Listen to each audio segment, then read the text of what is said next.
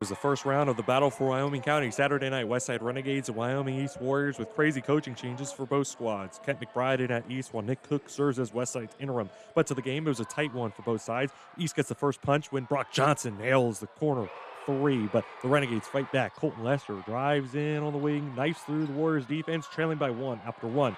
In the second, the Renegades will get a small lead here when Austin Bishop nails his corner three, leading by two, but East would explode from there in the second. They pass it around the perimeter, finding Corey Hall for the big three.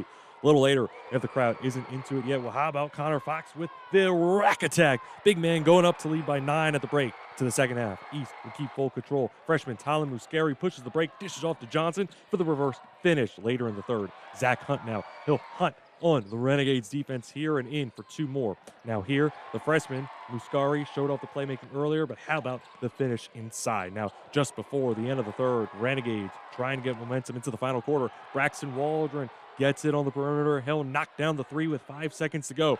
But the Warriors will inbound to Muscari. He'll push the pace, make one move, and at the buzzer, he'll bury it, putting the Warriors on top by 12 after 3, and they'd go on to win 57-45, taking home the county rivalry bragging rights as new head coach Kent McBride talks about the short notice for being the new head man on the bench on a rivalry matchup, giving kudos to the former staff and helping him coach up his alma mater. It had to be real simple. Couldn't do a whole lot. Had to rely on the guys, and you know, in 24-hour turnaround, there's not much you can get done. So it allowed us to think very simple with substitutions and maybe matchups we were trying to look at.